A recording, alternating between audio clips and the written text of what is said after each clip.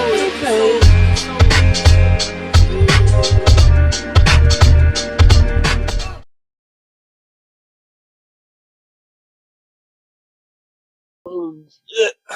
right, boys, you ready to rock? Let's rock. Let's get it, man. Yo, what's going on, everybody? Welcome back to another episode of the Beyond the Field podcast. I'm your boy, Benny Jr., and I'm here with my co-host, my boys. So, what's up? Reese 1K, we back with another banger, y'all boys, man. We got here. We got the J-Man TV. Let's get it. Excited. Want to appreciate y'all for showing the love. Drop was on Sunday, and y'all showed major love. It's only been like 3 days, but appreciate y'all for showing love. That means the world. Hey, we live now on YouTube and Spotify. Tap in, bro. So, yep. Let's get it. Y'all know what the deal is, bro. Getting into the previous week. It's week 3. What are we thinking?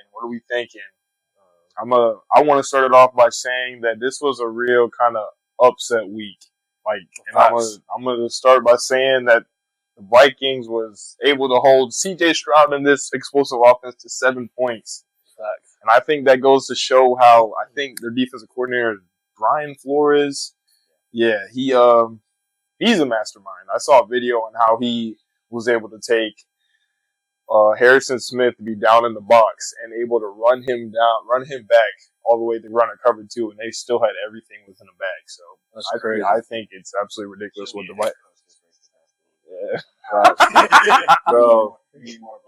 Bro, Brian Flores, bro, I'm not gonna lie. It's the fact that he makes everything look like a blitz, bro, and still be able to, like you said, still make it look like everything is normal, like a number cover 2, number 3. You know what I'm saying, bro? So, and then just the fact that defense looking nice in the Vikings offense, bro. I'm not gonna lie. I kind of, you know what I'm saying, a little nervous with Sam Darnold, bro. So, hey, bro. Sam is one of them ones. I've always been a man that said, look, Sam Darnold, the arm talent is there, bro. Facts, bro. I was nervous, bro. But honestly, bro, I won't be surprised, bro. If you have another good game this Sunday, I won't be surprised. Dark horse MVP.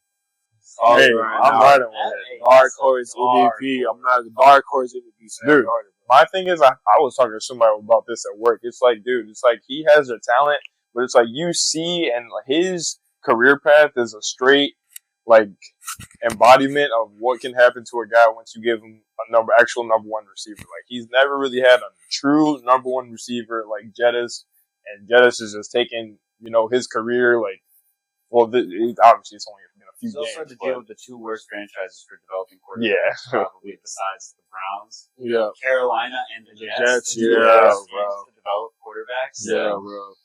Yo, I think with Sam Darnold now, I think he is just a new career revival. I think this still gonna this thing gonna keep rolling. I don't know. We're gonna keep it present now. I don't know what's gonna happen in the future with Jets. Right now, bro. It's Sam Darnold's time for surely, and this Vikings team is looking. Conversation at the end of the season involving Yeah. It could get interesting over there in Minnesota. Yeah. Speaking of quarterbacks, let's talk about, Bo Nix going into Tampa Bay and getting his first win and them just lighting them up, putting up 26 points on the board. I think this was a stamp win for Bo Nix, considering he is a rookie. You go into Tampa Bay, that's a tough place to play. They have a good defense, and the fact he was able to put up 26 points, and then the Broncos defense was able to hold them to 7 points. It's like, that's one of those wins where it's like, okay, you hold on to it, you look into it, and it's like, okay, this team has potential. And Bo Nix didn't even throw a touchdown. He ran for one, but he didn't even throw a touchdown. So I just think that was a really good win for Bo Nix, him and his conscience, and also the team in general. Thing I want to bring up on week 3, let's talk about Mr. Jay Daniels. Into Cincinnati and putting on a show. 91% pass completion percentage. Dan Daniels, bro. I'm not gonna lie, bro. I said this earlier. He's like RG3 when RG3 came to Washington, bro. That's real. When RG3 came to Washington, bro, he was a Heisman winner. He was his rookie season. Then he won Rookie of the Year too. Yeah. Bro, you see the similarities, bro. I don't want the same exact career path. You know what I'm saying? With injuries, I'm not gonna speak on it. But for the love of God, start sliding, dude. Bro, He did at the end of that game. For the love of God. Facts, bro. Like overall, bro, I think he do for two. I want to say over 200 yards. Yeah. 2 TDs. He got He rushed for one too. He rushed for one, 2 for 2. And also too, I think he started getting his touches down, that connection down, bro. I'm excited, bro. Jan Daniels, that game, I was flabbergasted. I was sitting down and watching the whole thing. He just looked comfortable and he looked confident going into that game. He had a couple wild throws. That last touchdown throw he had to Terry McLaurin while he's getting just smashed by the blitzing DB off the edge was just ridiculous. So kudos to Jaden Daniels, man. I'm really looking forward to him just continuing to what they say hasn't punted in 2 weeks. Yeah, bro. No, that game didn't even play either, bro. So. That game didn't disappoint either at all. So it's the fact that every time there's a fight happening and it's him, bro. It's like, bro, did he lost his last 3 fights? No, he used his last, I'll say 4 fights. It was the 2 Usyk losses, Francis Ngannou, and Otto Holland. And he beat Otto Holland and Francis Ngannou. Otto Holland is, he's not great. So he went 2-2? And he just lost to Daniel Dubois. So he went 2-2? Yeah. And now he just lost to Either way, so it's 2-3. He's 2-3 now. Bro, either way, bro, you like what, 6'4", 215, like, bro, a fucking specimen, probably more like 260, bro. You're a fucking specimen getting your ass knocked out, and I don't understand why. Maybe I gotta watch him a little bit more, but you're just not good to me, bro. You're just not. The moment you lost to what's the one, bro? Him? No, him. I know you. Andy Ruiz. Bro, yes, bro. Once you lost him, I just don't trust him, bro. Maybe because I think I put a bet on him when he lost my bet, bro. Bro, real shit, bro. You just not. Hey, like James Cook. Yeah. Oh, yeah. I'm sorry, bro. We'll get back to that. Hey, James Cook, you bum bitch. Fuck you, nigga. Hey, I'm on this topic, bro. Travis Etienne, you so Hey, fuck you. Hey, fuck both you all. Don't give a fuck, man. That is, bro. Hey, Bijan Robinson, you also sold me. Oh my fucking god, you ass niggas! I lit the flame.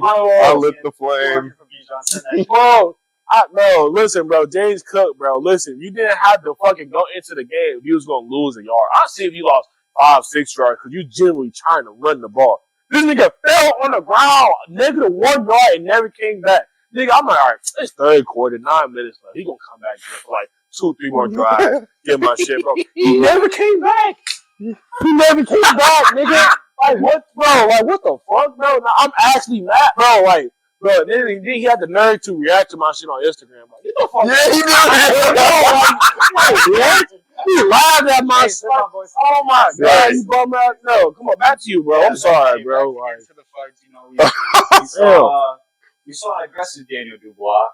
He came out and I'm not gonna lie, Anthony Joshua looked a little flat. He came out, he didn't look like himself. The guy we saw against Anthony Joshua, or Francis Ngannou. Sorry, he came out against Francis Ngannou and really put the pressure on him. I mean, he knew, like, Francis Ngannou, that was his second boxing match ever. You see him against a guy in Daniel Dubois, who's 27 years old, 22-2. This guy's a legit boxer. His loss to Usyk was very controversial. I mean, he had Usyk on the ground with a low blow. A lot of people think that was not a low blow. Should have beat Usyk. And so Dubois was no slouch. And I think Anthony Joshua really underestimated him throughout the whole entire buildup of this fight. He was looking past him. He's looking at that championship, that unified, undisputed heavyweight belt, taking on the winner of Usyk versus Tyson Fury. I think he was looking past Dubois, and Dubois made him pay for that. He was working the double jab, putting the pressure on Anthony Joshua from early, just bullied the fuck out of Anthony Joshua, which realistically he should not let happen. You are too damn big, too damn athletic, and he's not the greatest boxer, but heavyweight it's just throwing, it's big punchers. Like, it was a bit hard to watch for me, like, seeing Anthony Joshua get dogged like that. It's frustrating because I know that, and I'm a Daniel Dubois fan. I thought Daniel Dubois had a really good chance at winning this fight. Like, I rate Daniel Dubois very heavily as a boxer. And now, looking forward, obviously Dubois knocked out Anthony Joshua as he's coming in. He was hurting him, knocked him down, 2 or 3 times. bullying him the whole fight. Wasn't very competitive until the last few seconds, where AJ hurts Dubois, gets a little, anxious. He's like, I gotta not put him out here, or else I'm gonna lose this fight. Comes in, boom, right on the chin. Anthony Joshua falls flat. We've never seen Anthony Joshua get knocked out like that. As for the future, I think we need to see, first off, Anthony Joshua, regardless, Anthony Joshua versus Tyson Fury needs to happen. It's the two biggest boxers in the UK. No, the fuck is it up? If Fury loses to Usyk again, you run Joshua Fury for the money, for the bag.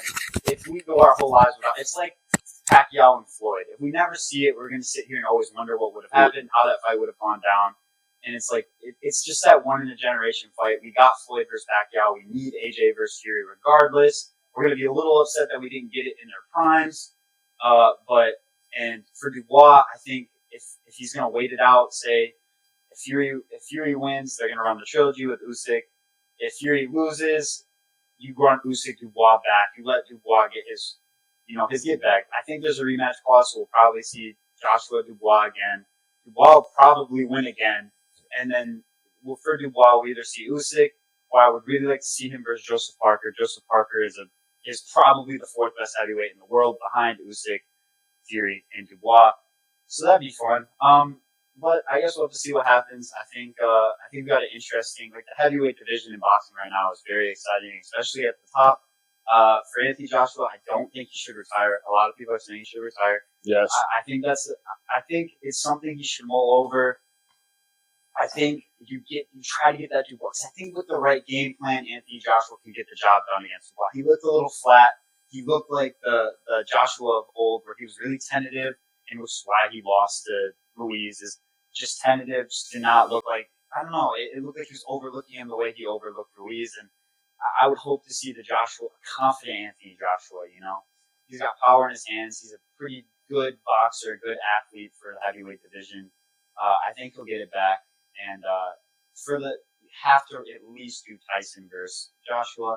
Tyson said at the fight, you got to pay me, $150 million, he said, for that fight. But it'll be fun to see. Again, we're in an exciting time for heavyweight boxing. That's all I got to say on it. I'll quit talking. Shout out to the J-Man for reaching our UFC and boxing community. We need that. I may not be the most well versed in knowledge when it comes to it, but I got a little bit going on up there. I'm starting to get into boxing and UFC, so it's fun to come here and talk about it. Maybe one day while somebody's sitting right here that could maybe get there. Challenge it. Listen, or you got to get it. I'm gonna watch it, bro. You gotta catch me on the big. I'm a big fight type of dude, man. That was the biggest fight in UK boxing in a long time. Two of the biggest boxers. The only fight that would have been bigger in the UK would have been Joshua versus Tyson Fury. Oh yeah. But anyway, Danny Dubois looked really good. Showed why you cannot underestimate anyone at the top level of boxing.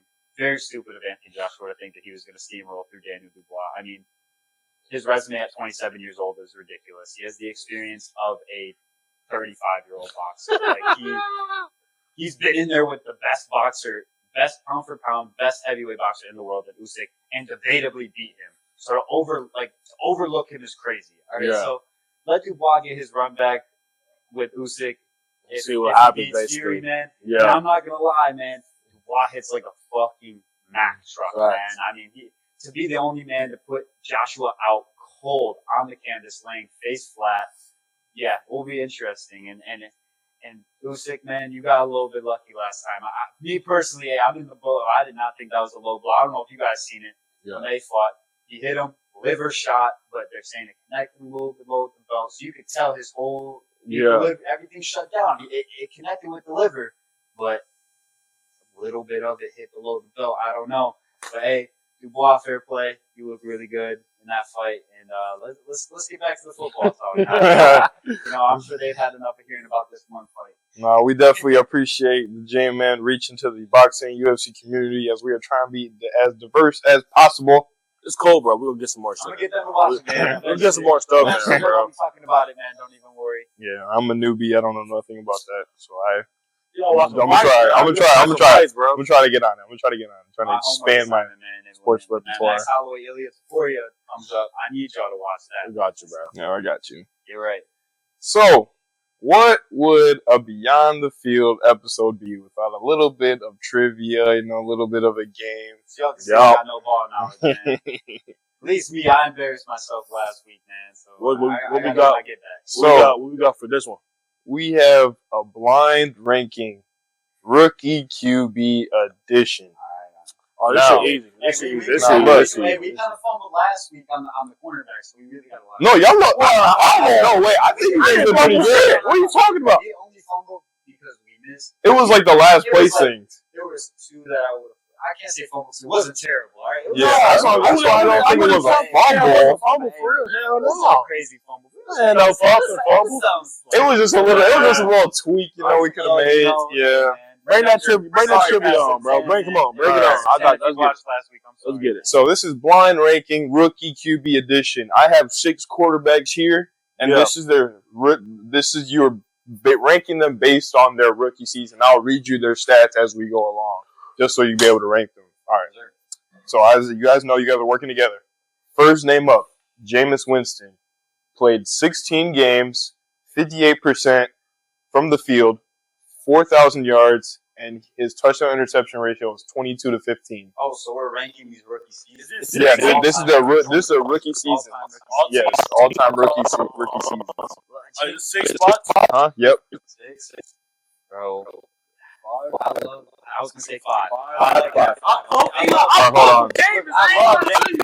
Nobody loves Jameis more than me, man. I'm a big Jameis fan, but I love him. But I'm gonna put him at. It's been some really good rookie seasons, man. It's no disrespect at all. Jameis at 5. Let's go. Next name up, Cam Newton. 16. Listen. 16 games, 60% from the field, 4,000 yards. Touchdown interception ratio was 21 to 17, but he had 706 rushing yards and 14 touchdowns. Yeah, bro. Because that rookie year, Cam, bro, he said, bro, you got to think about Cam said it himself. When he, I think he threw for 400 yards or 300 yards for one game, bro, he set the bar too high for himself so that everybody expected excellence, bro. I might have to 3 or 2. I can't say 1 because he could drop a CJ Stroud. I don't think I don't think so. I like 3. Cam sitting at 3. All right, next name up, Justin Herbert. 15 games, 66% from the field, 4,300 yards, 31 to 10. That was the touchdown record at that point. Yeah, that was a touchdown record. I might be dog at 2. Yeah, I put him at 2. Because CJ Stroud's on there. CJ Stroud. 32 picks, 32 touchdowns, 10 picks. Yeah, 31 touchdowns, 10 picks. Yeah. That's why to this day people still. Bro, it's Justin Herbert. That's why we got the Justin Herbert truthers out there. I think he's a top 5 talent in the league. Yes, talent. But what he has shown, whether that has to do with the team around him, but last year, it's not, bro. That's a different topic. All right, next name up, Dak Prescott. 16 games, 67% from the field, 3,600 yards, 23 to 4 touchdown interception ratio, 282 rushing yards, and 6 rushing touchdowns. I ain't gonna lie. I think they went. That's 2016. They went to the playoffs, didn't they? 2016. Him and Dak came in the same year. Yeah, it was. And Des Bryant was still there too. I don't know, bro. He did took. No, I think it was 2017 because I'm for some reason I'm linking him and Darius. Bro, you don't want to pick that. You want to pick Dak Prescott? Bro?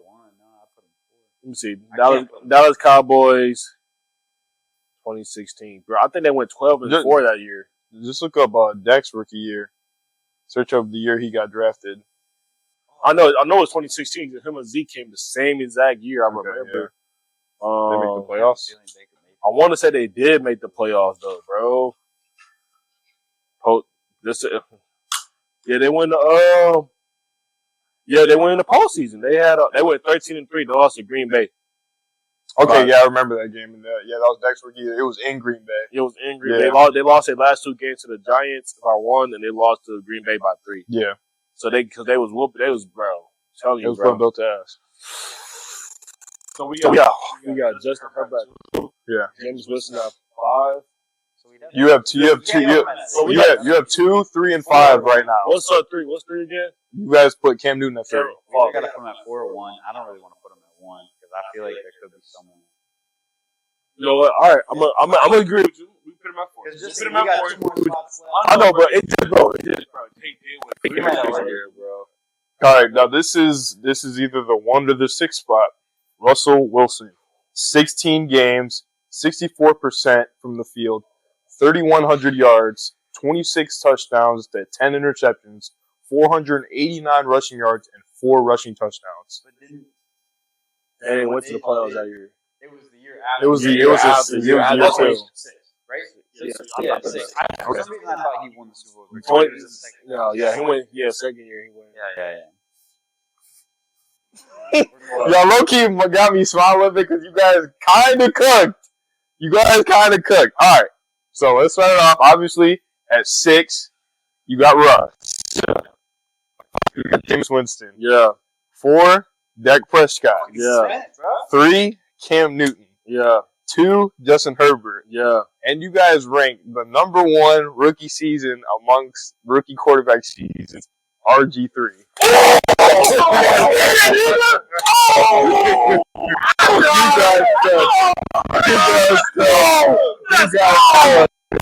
Let's go.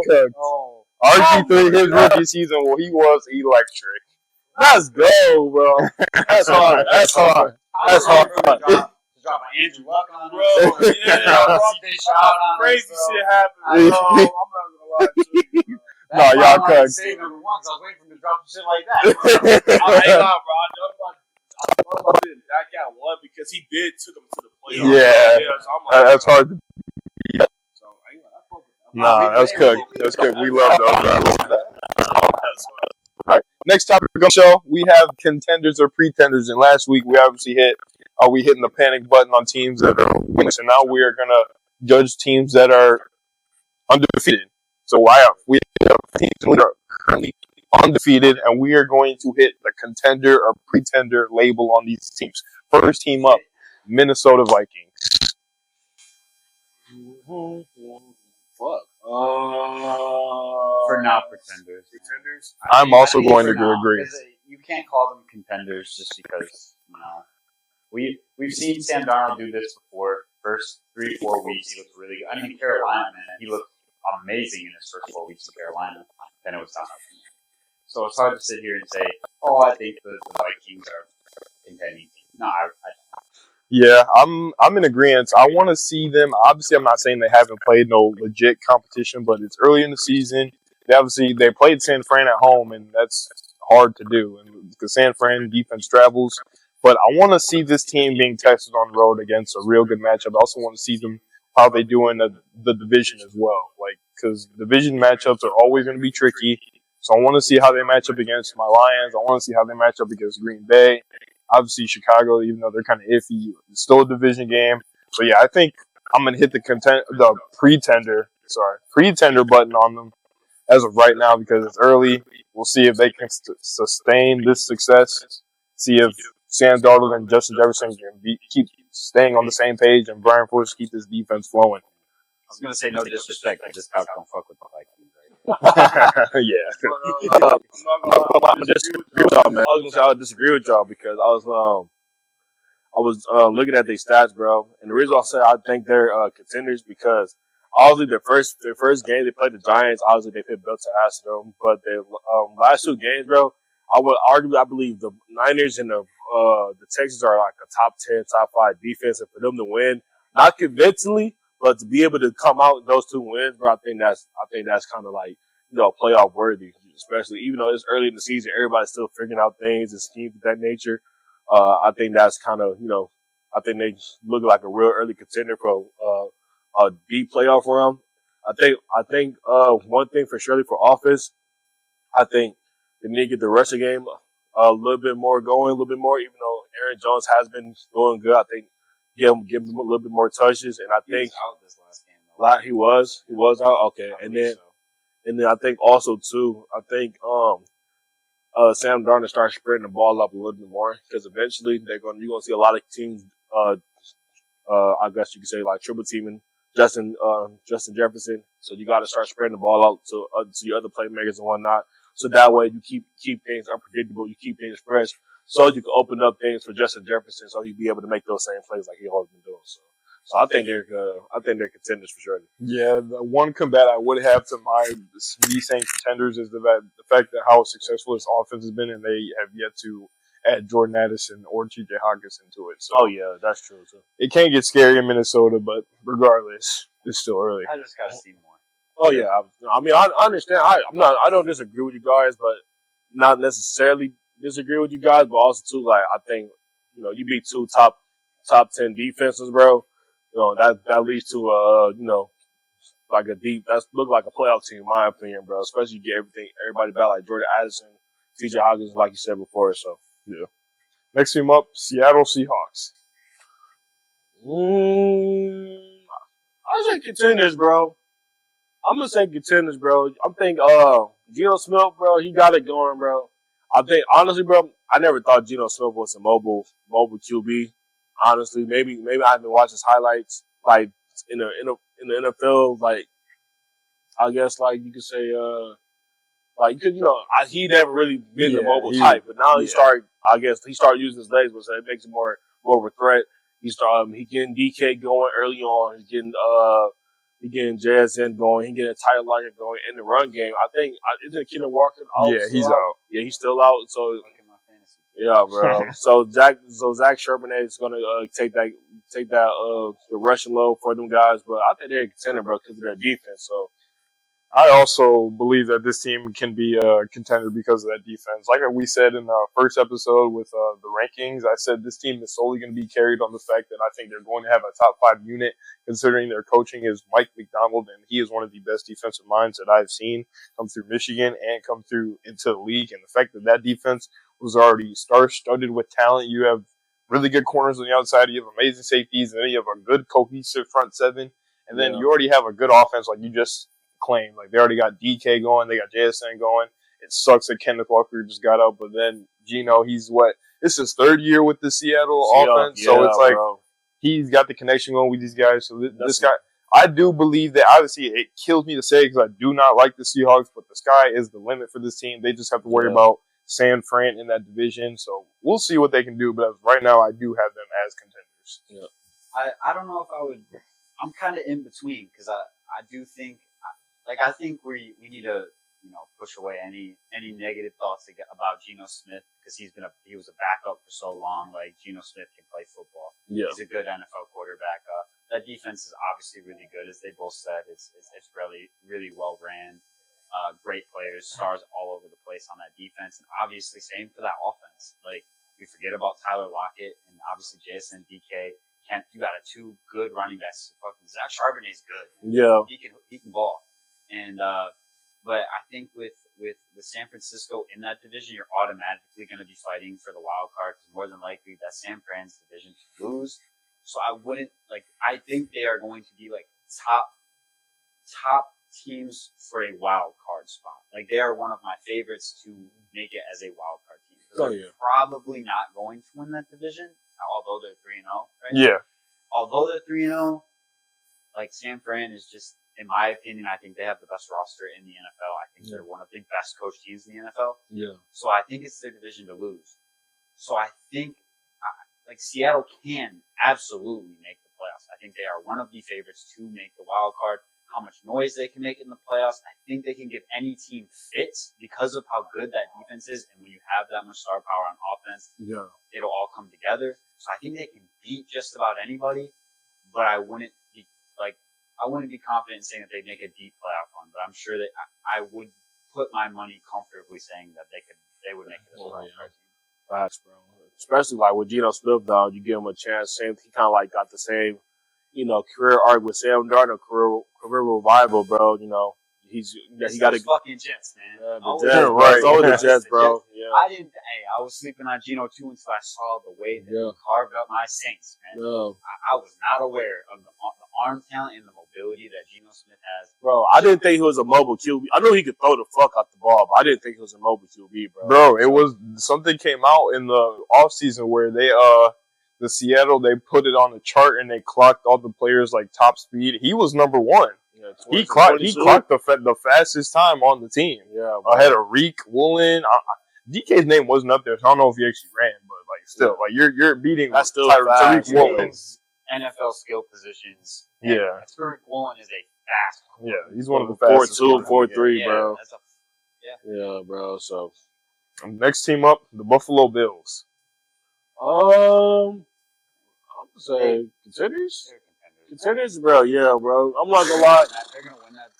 They're gonna win the division easily, bro. I wouldn't say easily now. I mean, Tua's out, but if Aaron Rodgers, I don't know, bro. I ain't gonna lie to you, bro. I would comfortably put my money for them to win the division, but you never count out Aaron Rodgers led team, regardless of the Achilles injury. You never count out Aaron Rodgers led team. I'm gonna say they're contenders. I think they're going to win the division.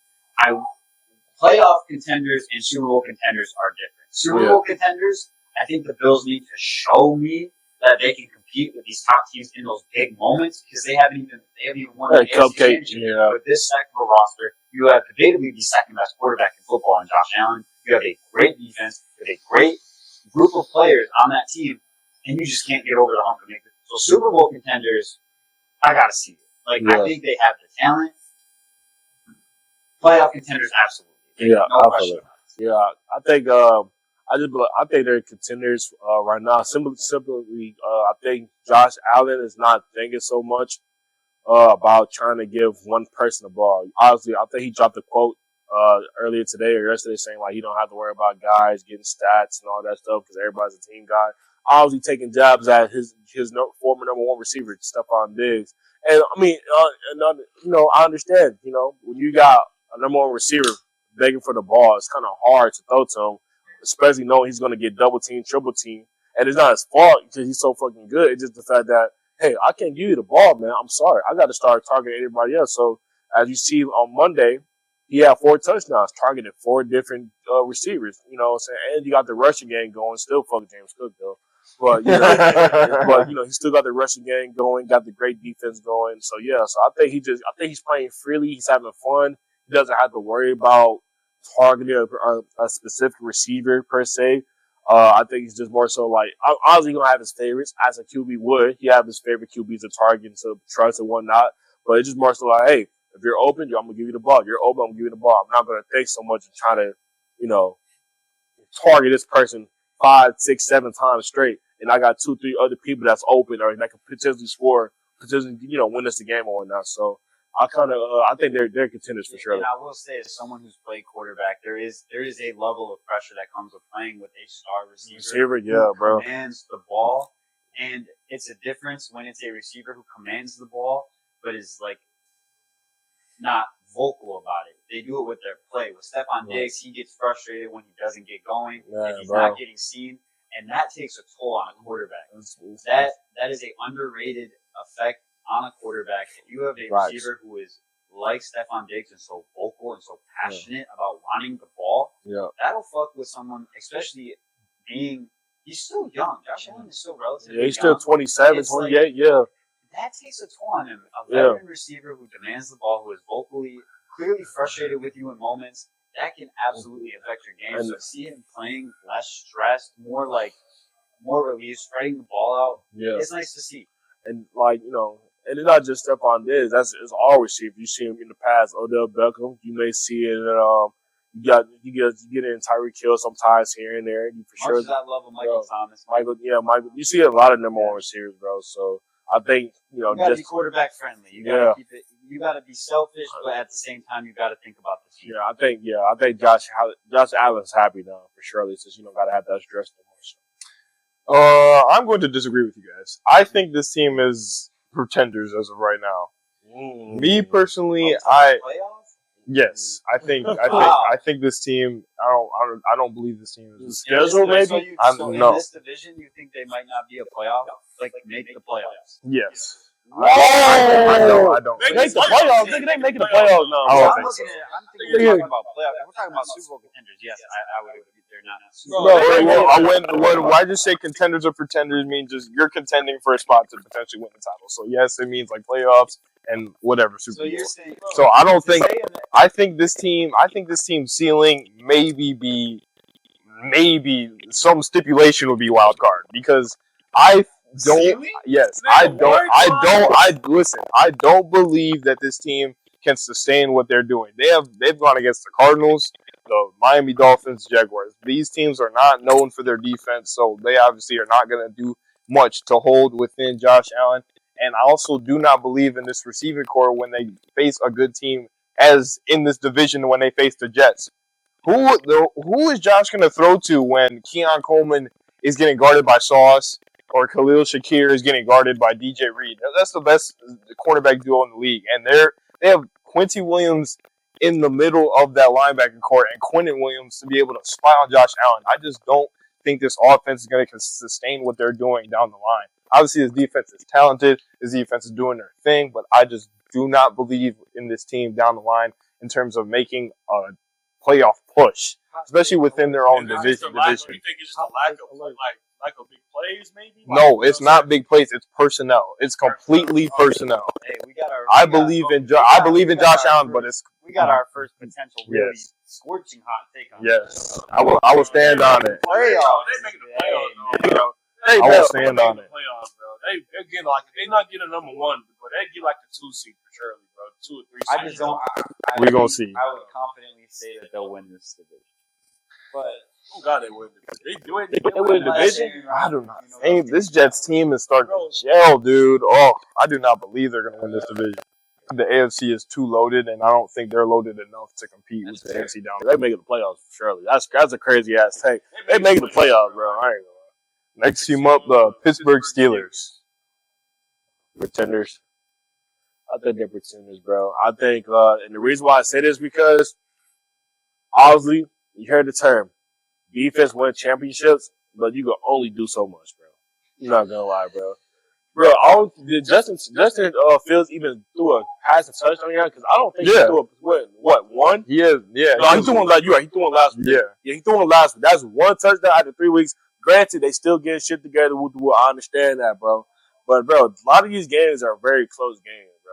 And the fact that they relied on their defense, which is amazing, because T.J. Watt is on the man of the mission right now. He's ready. He's how many sacks he got from the past few games? Like what? He is three, 4, 3.5. 3.5. Okay, so yeah. That's my defensive player of the year, bro. That's your defensive player of the year, bro. Bro. I think they're pretenders, bro. I think that offense got to get going. It got to start getting some points on the board more quick. I'm not saying it's the NFL, so I'm not saying you got to be quick. But damn it, you got to at least get to the 20 mark, 25 mark some point, bro. So I think they're pretenders, bro. I would agree with that. I believe game plan is offense get you in a good. You get field goals by Chris Boswell, and your defense will just keep forcing turnovers 3 and outs. That's not going to be winning formula down the line. I don't think there's going to be winning formula in the playoffs for surely. But yeah, the offense has to get comfortable within his own skin. This running game has to get going somehow, some way in order to help him. And but I truly do not see this offense sustaining what they need to do when it comes down to being a contender or a pretender. I'm absolutely going to say this team's a contender, and I will say this. I got to see how this team operates with, we forget, Russell Wilson is the QB1 on this team. When he comes back, I would assume. Justin Fields, I love Justin Fields. I think Justin Fields is a playmaker, and I would hope that he finds a place where he can start for long term. But I got to see how this offense runs with Russell Wilson. And I'm just going to say this. What the fuck is this Arthur Smith game-changing run game? Right. That's what I'm saying. Draft Najee Harris or Jalen Warren in fantasy.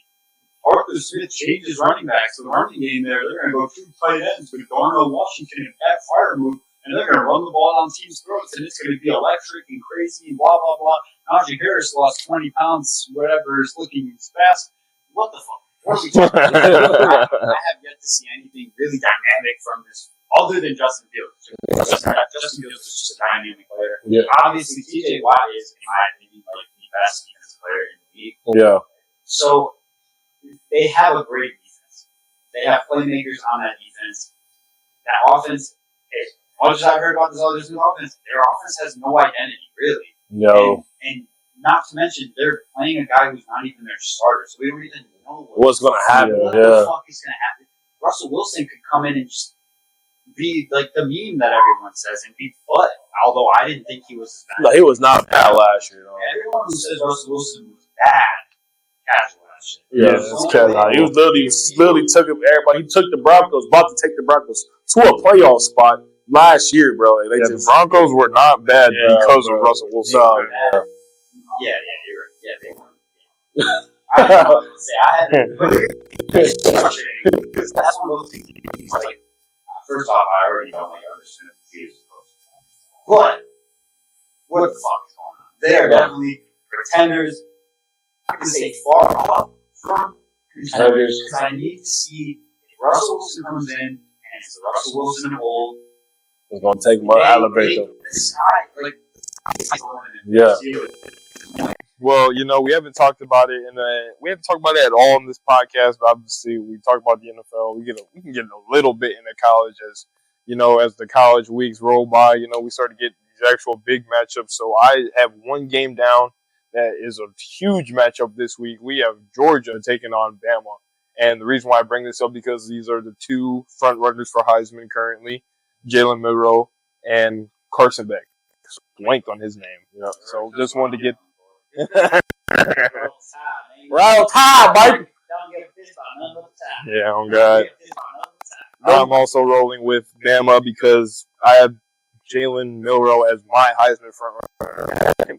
From the start of the year, I had him because the way he played last year, that game against Auburn, the way how he came down was so poised, and that touchdown within the final seconds to win. Then how he went up against Georgia, in the SEC championship, was able to just take over that game and win. And then we see he's just on a roll. He's building a connection with a 17-year-old, not even somebody who's already been on the team. I'm a huge Jalen Milroe fan, so I'm taking Bama in this one, and I do think it's gonna be a close game. But I'm taking Bama at home. Yeah, I'm not gonna touch on it too much, bro. Yeah, I think I got Bama. Really because I have a friend. He's a big Georgia dick tucker. David. I'm sorry, David. Yeah, so I hope they lose. So I hope Georgia lose. But yeah, I think Bama. Their defense looked very good. The offense starts a little bit slow. Some of the games it starts a little bit slow, not too slow, but starts a little bit slow. Then they start getting it going with Jalen Milroe, Ryan Williams. They got some other good receivers over there as well. So yeah, bro, I got Alabama, bro. I think they win by like 2 touchdowns, honestly. Here, roll Tide by 40. I'm don't give a fuck about the Tide, baby. I don't give a fuck about the Tide. Fuck the dog, baby. We love the Tide. Roll Tide, baby. Roll Tide, baby. So, all right. On to the second to last topic of the show. We are going to stay on the topic of Heisman, and we have a Would You Rather Heisman quarterback edition. Now, that is the label, but obviously I have to give you the player to Would You Rather from. So we're going to do, this is Would You Rather Heisman QB edition, Jaden Daniels. So, first name up, Caleb Williams. And before you answer this, I wanted it to be preference. Just think of this is just solely based on their season, the season that they won the Heisman. So just think about it. So no prior seasons, basically. You can put it a little bit into consideration, but they won the Heisman for a reason that year. So I want you to think about that. We can just base on Heisman. Okay. That being said, I'm taking Jaden Daniels. Only because simply, bro, he plays in the SEC, bro. Just to do that, bro. Just his schedule is Bama, Georgia, Auburn, freaking Florida, Missouri, bro. Fucking damn near something, bro. His schedule is insane, bro. And the fact that you can do that against those, honestly, I think 20-30% of that fucking SEC defense is going to the league, bro. whoever on those SEC teams, they're going to the league. So for you to do that and win the Heisman, bro, so hey, I'm taking him over Kelly Williams. Yeah, I'm also taking Jane Daniels. I'm not gonna say too much. That dude is he was electric last year. Yeah. It was amazing to watch. I'm gonna have to disagree. Obviously I don't watch too much college football, but I'm gonna just say it, man. Like, this is a very casual take because whatever. I think Caleb Williams is the generational prospect that he was for a reason. Yeah. I think the arm talent that he showed in college got him drafted number 1, and he was, it's just like, fuck, man. Jaden Daniels was pretty damn good. I'll say that much. He was pretty damn good, but fuck, man, Caleb got picked over him for a reason. Yeah. Scouts agree. Caleb Williams, to them, showed more than Jaden Daniels did in college. Yeah. Regardless of the competition, I know the SEC is where college football is. That is where, like, if you're not playing in the SEC, it's a lot easier. But I think if the scouts and the professionals seem to believe it, it's for a reason. So I'll say I would take Caleb Williams in that. Next name up is LSU alum brother Joe Burrow. Joe Burrow, easy. Joe I'm sorry, bro. I'm sorry, Joe Burrow, bro. The greatest, debatably, in my opinion, the greatest college football season from a quarterback ever. Bro, I'm not even going to touch on it too much. Joe Burrow, bro, literally, I understand that whole offense, that whole defense, damn near all in the NFL. NFL's everywhere. It's not just average NFL, but they're all good. All good, bro. So yeah, I'm taking Joe Burrow. Just for preference, I put their stats pulled up. Joe Burrow in his Heisman season, he had 5,671 yards, 60 touchdowns, and 6 interceptions. Shit, that is 6 in the absolutely SEC, bro. That shit crazy, bro. That shit crazy, bro. It was crazy. Monday, he didn't play he played an awesome. He played a good game. He played an awesome He played a good game, game. bro. It's just his team, bro. This is defense, bro. Another topic, bro. He hasn't won a game since he dyed his hair. Yeah. Fuck that. What the fuck? Next name up, Lamar Jackson. Lamar, I tell you, I'm a Lamar truther, bro. That might be the most electric college quarterback.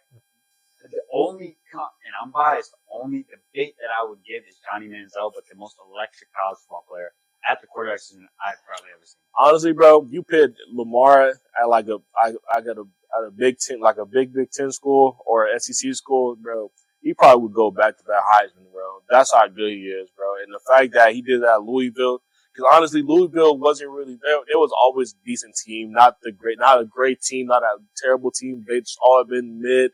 But when Lamar came and did that his sophomore year, his junior year, they elevated him. Everybody talked about Louisville. And obviously they didn't win the championship, or they didn't. I don't think they won that conference, obviously. But overall, that team was just fun to watch, bro. So because of Lamar Jackson, so I'm taking unfair. Yeah, I think he was just having his way every time he ran the ball. So I'm taking Lamar. Next name up, Marcus Mariota. I'm not gonna lie. Oh, because he did have fucking Anthony Thomas. And he had, I want to say LeGarrette Blount was on that team.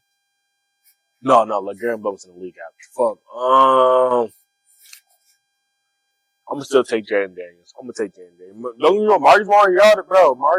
He was that dog for sure, bro. He took him to the Natty, bro. I think who they lost to Bama? I think it was Bama. Yeah, they lost to Bama, yeah, but he was that dog. He was that dude for surely, bro. But I'm taking Jaden Daniels, honestly, bro. Nostalgia's taking over for me, man. I got it. Mariota.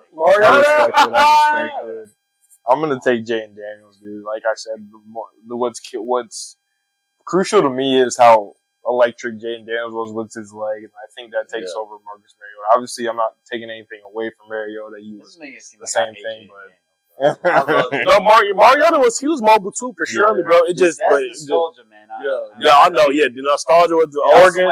Those Oregon jerseys might be swaying me back in the day. That's when they really were dropping those hard ass. Oh yeah, for sure. Mariota was there.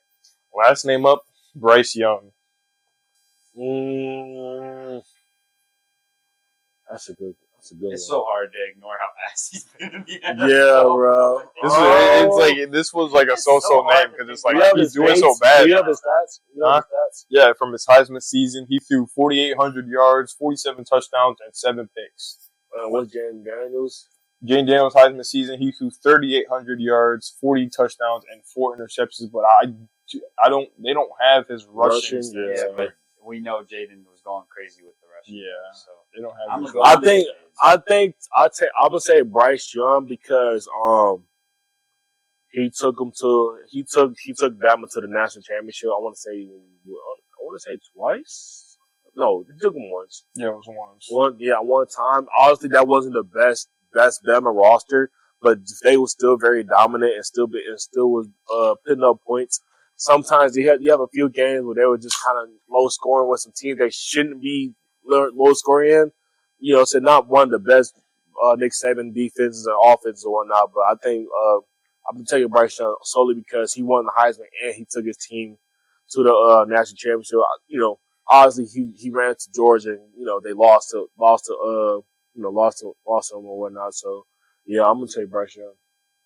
That's hard for me because obviously, like I said, Jaden Daniels was electric his Heisman season, but me watching Jaden Daniels, he was obviously electric with his legs and whatnot. He had an amazing Heisman season, but I don't know. It was just something when I was watching Bryce Young. It's just everything that was going against him, his height, how he was just able to put the ball on the spot and just was anticipating throws. It's hard to just ignore that no matter what was being put against him. Like he was fitting the ball wherever he wanted to. Like it was basically a fish on a hook, and it was beautiful. But at the end of the day, I'm still probably gonna roll with Jane Daniels because he is just so versatile, and I love seeing quarterbacks being able to do it on both sides. No.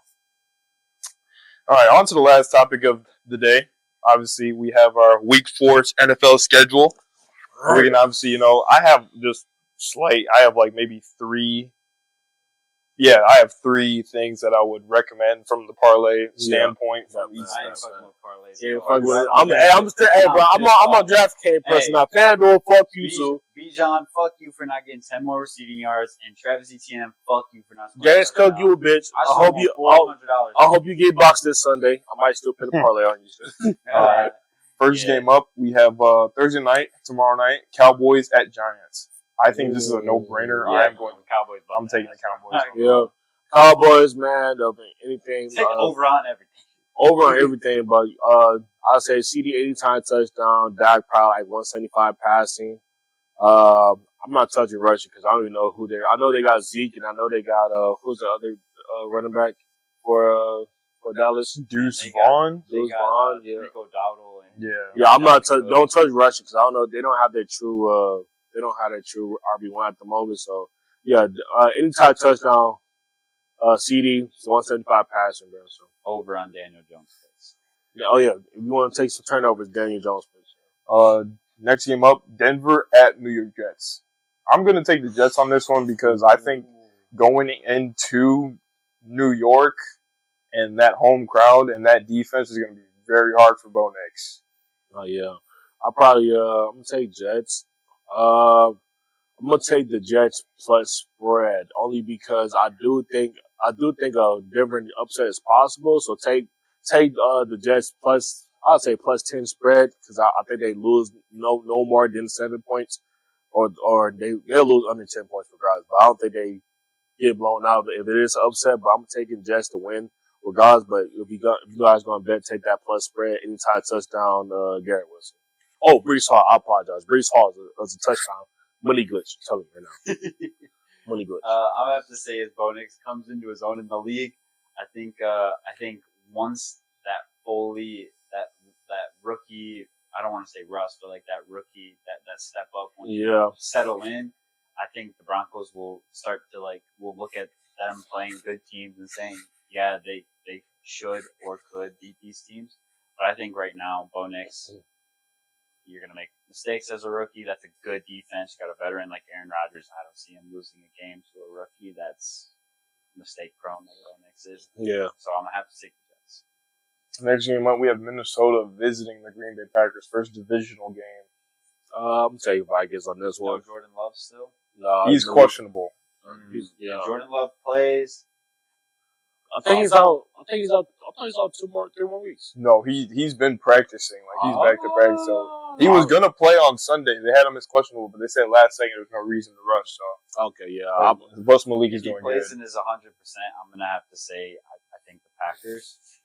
But obviously, if Malik Willis is playing, Minnesota's undefeated, playing good. It'll be Yeah. I'm gonna take Vikings. Take it. I want to take an Aaron Jones touchdown. Anytime touchdown, I think they start to bracket. If he plays, he's not playing. Did he play last week? So he didn't play. Okay, so yeah. Damn. Justin Jefferson. Anytime. Hey, no, it's only because you got to be a little different, bro. Because you know how the books, man. The books be booking, bro. So or take Sam Darnold one passing touchdown, 150 passing, simple shit. I think I got the Vikings though. Yeah, I'm taking the Vikings on the road as well. Next game up, we have the Saints visiting the Atlanta Falcons. I like the Saints, bro. I like Saints. The Saints. I'm not even going to speak too much around that, bro. I think the Saints will be able to get back because they only lost last week by 3 points. Like that's not a bad loss. That's a good team to a good team, bro. So I fully expect them. Now, granted, I do believe Falcons they're not trying to go 1-3. So I do believe it's a dogfight, but I got Saints money line, bro. And I think Alvin Kamara scores this game too. So. Yeah, I think this is going to be a big bounce back game for the Saints. They're going to get their offense back rolling, so I'm taking New Orleans on the road. Yep. Rivalry week. You know, we fucking hate those motherfuckers in Georgia, man. I'm gonna be real. This is gonna be the battle of the shitty O-lines because both teams are having injury problems with their O-line. It's gonna be a lot of backup linemen. It has potential to be an ugly game. But to be quite honest with you, I think we are going to make up for those injuries a lot better than Atlanta is. I think where our offense is playing, we're going to put out the ass. I'm not going to lie.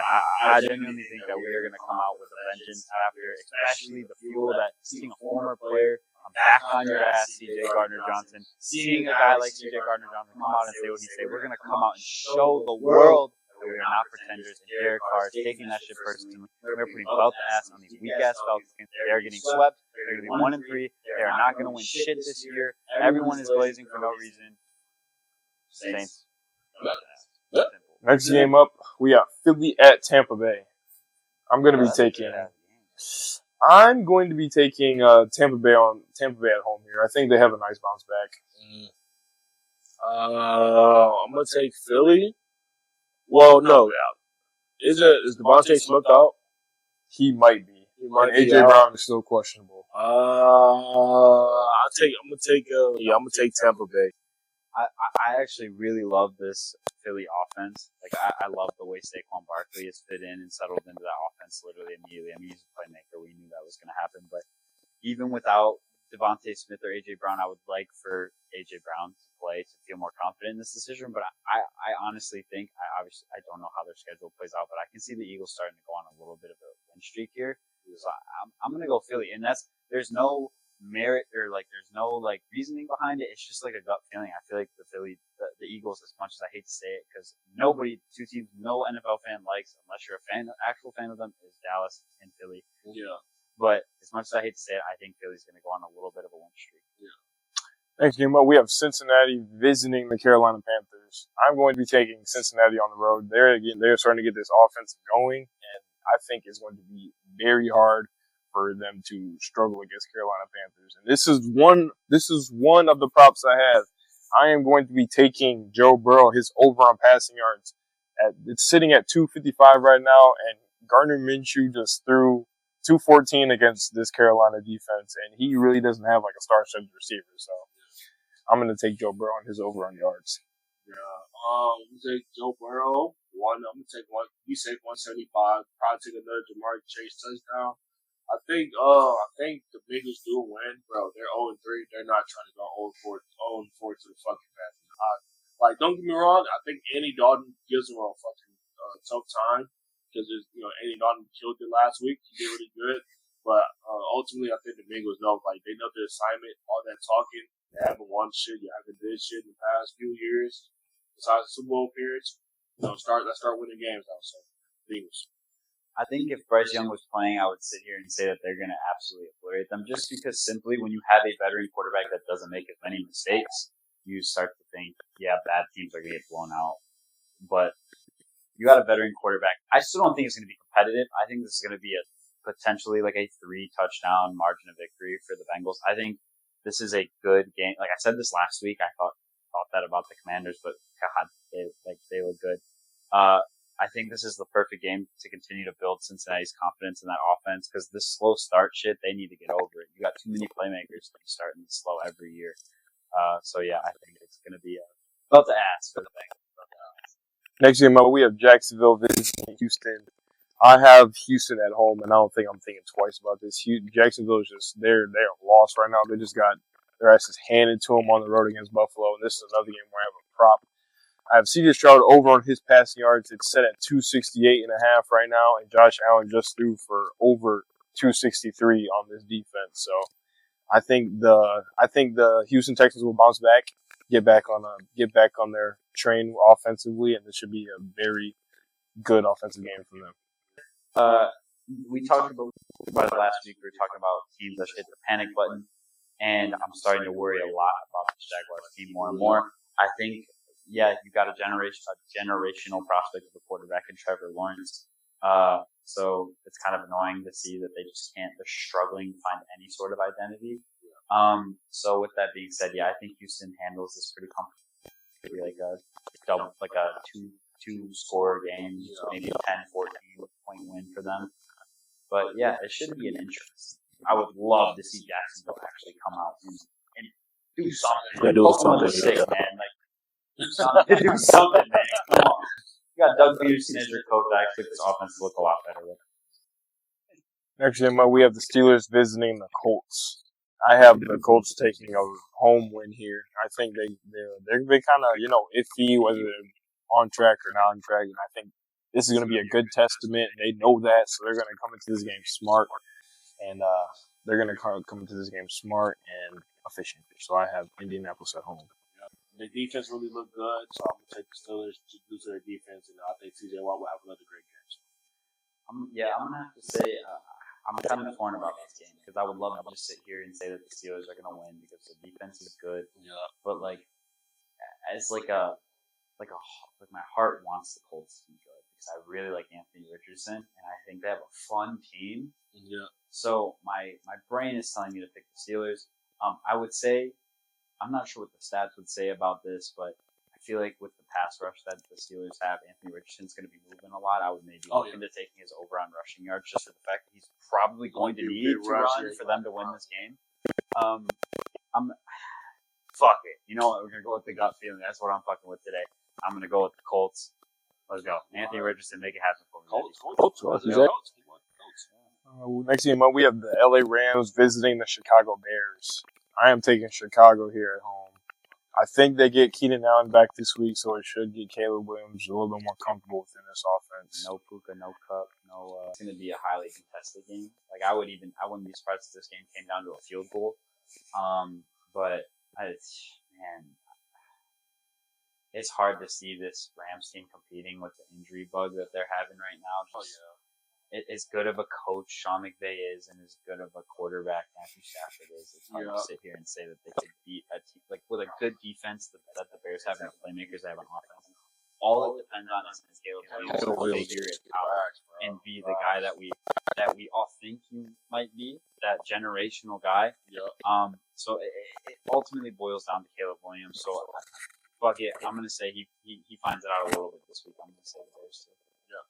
Next game up, Washington at Arizona. This is my potential game. That's fun. And game. I'm going to take... This is going to be I'm going to take Washington on... I think they keep this win streak going, keep this offense rolling. I don't know about this game, man. I'm not going to lie, bro. I love Washington. They're fun, bro. But I'm going to take Arizona. I think Colin not going, bro. They lost last week. They lost last week to who lost last week? So yeah, I think Kyler Murray, he has a great game. I think Marvin Harrison gets 2 scores. We usually bet 1 You said 2 touchdowns? I think he's going to do it again. I think he do it again. I would say take his over on yards. The reason why I said that, bro, because the Bengals, Joe Burrow was tearing their ass. You know what I'm saying? They tearing their ass up. You feel me? So Hey, so I think Arizona. Yeah, I like Arizona in this one. I bet the over on Marvin Harrison yards. I don't know. I think he's going to have another really good game. And James Conner too. Bet James Conner direction as well. He's been very good as well. Next game up, we have New England visiting San Francisco. Nothing to be said. I'm taking San Francisco. Lost last? Oh yeah, They are putting the belt. No bullshit. They are bullshit, bro. They gonna do worse than Diddy, bro. They gonna do worse than Diddy. The baby oil for that. Bro, the fact that they do it. Next one up. For sure. Next. Next game up, we have Cleveland visiting the LA Raiders. Oh. Shocker, I'm going to be taking the Raiders at home. The Giants just went into Cleveland and stunned them with the win on the road. So I think Cleveland is their loss right now, and I'm believing in the Raiders. We all talk so like how we have faith in Deshaun Watson. No, I lied to you. It's good. I mean, they are on that team now. I'm gonna take the Raiders, bro. I think they get going with Monte Adams, bro. I think they should get going at home. Yeah, I think they get a week for a home win, man. So. Hey, I'm going with Browns simply because I want the Raiders to keep losing, so Devontae requests a trade. For the third time. So yeah. I'm going to go Browns simply for that reason. Next game up, we have another divisional rivalry. Kansas City is visiting the LA Chargers. God damn it, bro. We all going to sit here and say Kansas City. I don't know, dude. No, listen. The reason why they will win because they just suspended Derwin James for some bullshit, yeah, I totally forgot about that. They just, bro. It so happened, bro. It's so coincidental that they played Kansas City. Like, it's so crazy, like, bro. Everybody drugs, do gambling, all types to beat they wide. Derwin James, Derwin fucking James, yeah, he plays man football, knock a motherfucker out. They're not being safe to the play. You the fuck out of here, bro. Yeah, bro. Fuck it. I want the Chargers to win, but it's gonna be Kansas. Sunday Night Football, we have the Buffalo Bills visiting the Baltimore Ravens. Woo! That's a dog ass game. Honestly, I'm taking Baltimore. I'm taking Baltimore at home as well. I think, I'm not even going to speak too much, bro. You got something against No. But no, real shit though. I think even though the Bills been going crazy, they've been playing a cupcake schedule. So now you get some dogs now. That's what I'm saying. Yeah. You get some dogs now. If Josh Allen can win against this defense, eat my words. Yeah, bro. Yeah, I'm going with the Ravens. Monday night, we have two football games this week. First Monday Night Football is Tennessee visiting Miami. Tyler Huntley is the 3-1 for the Dolphins, man. Pro bowler. Yeah, he is a Pro Bowler. Pro bowler Tyler Huntley. Honestly, bro, as much I love Tyreek and I love Miami, I'm gonna take Tennessee. As long as Will Levis doesn't do any dumbass shit as he's been doing for the past few weeks. Yeah, bro. It's a new meme. Yeah, it's a new meme, bro. Yeah, bro. You know what I'm saying? So yeah, hopefully he just keep calm, do what he gotta do, throw his check downs, run the ball correct, give it to his playmakers. I think they come out with a 7+ win. You feel me? But yeah. I'm riding with Tennessee on the road as well. I think this offense is truly struggling without Tua back there as quarterback, even though they already were struggling with Tua at quarterback. I think it's just this offense is in shambles right now with injuries in the running back room, and this defense can't stop nobody. I think something's going to click within Will Levis as his head coach is calling him a dumbass. So I believe this is going to be Tennessee on the road. Yeah.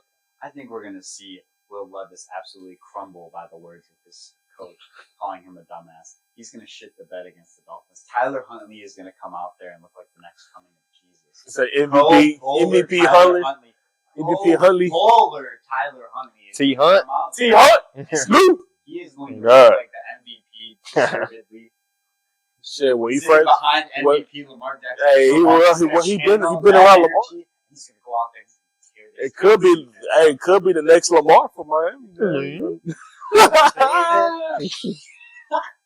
Last game up, Monday Night Football, Seattle at Detroit. We are debuting our all-black unis. You already know who I'm riding with, dude. Bro, if you losing those, man, I ain't lying, bro. franchise, dude, those are so tough. I'm not gonna lie.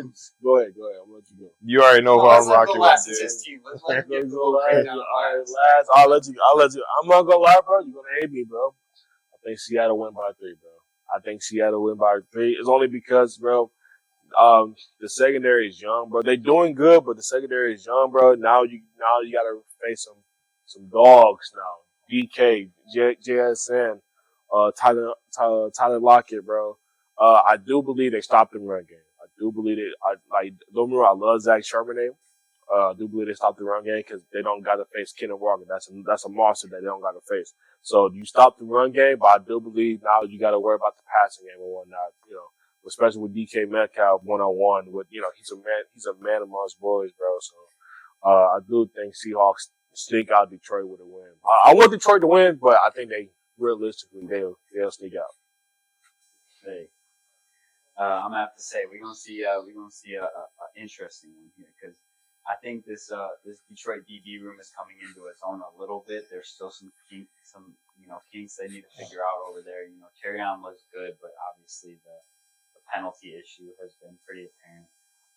But they got a deep receiver room in Seattle. It's going to be a hard win for Detroit, obviously, especially with how good that Seattle defense is. Yep. But we rocking with the Lions, man. The Lions are going to get it done somehow, some way.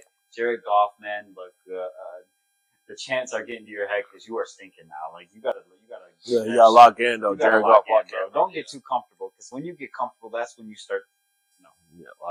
Don't think your spot is safe because you got Hendon Hooker right there. But lock in, Jared Goff. Lock in. I'm obviously going to be taking my Lions in this one at home. Monday night. I think there's going to be 2 big factors in this game, and I think it's going to be the crowd is going to be a big factor in this game. And I also do believe that Brian Branch is going to be a big factor in this game because they are going to have Terrion and they're going to have Carlton Davis, shadowing kind of DK. And they were kind of shuffled through him and Tyler Lockett, but Brian Branch is going to be probably guarding that tight end or that JSN, and I believe he's going to win that matchup because I don't think after these past few weeks, Geno is going to be throwing the ball too deep, because Kirby's playing out of his freaking mind. Yeah. So I don't think he's going to test him that much. I think Aiden's going to eat because they still have a young tackle in Abraham Lucas. So I'm taking Detroit here. Obviously, I need Jared to get it together, but it's not. Yeah, obviously, it's a stress, but it's not the first thing on my mind because our running game has just been eating. So, but obviously, I got my boys at home. Oh yeah, they're gonna get the job done. Jared Goff, all right, come on, get that back in. Right, get them backs in, man. Anything else? Yeah, dynamic quarterback in Detroit would be. Woo! Well, but we gonna still what we got now. You know what I'm saying? You gotta be careful what you get, man. We gonna settle for Jared. They gonna settle for Jared Goff. Would you all right? Anything else? Nope. Well, we appreciate y'all boys tuning in to another episode of the Beyond the Field podcast. Subscribe, share, check us out on YouTube and Spotify, and we will see y'all boys next time. Appreciate y'all boys. Let's subscribe, share all that good stuff. Love y'all boys, man. Peace. Peace, man.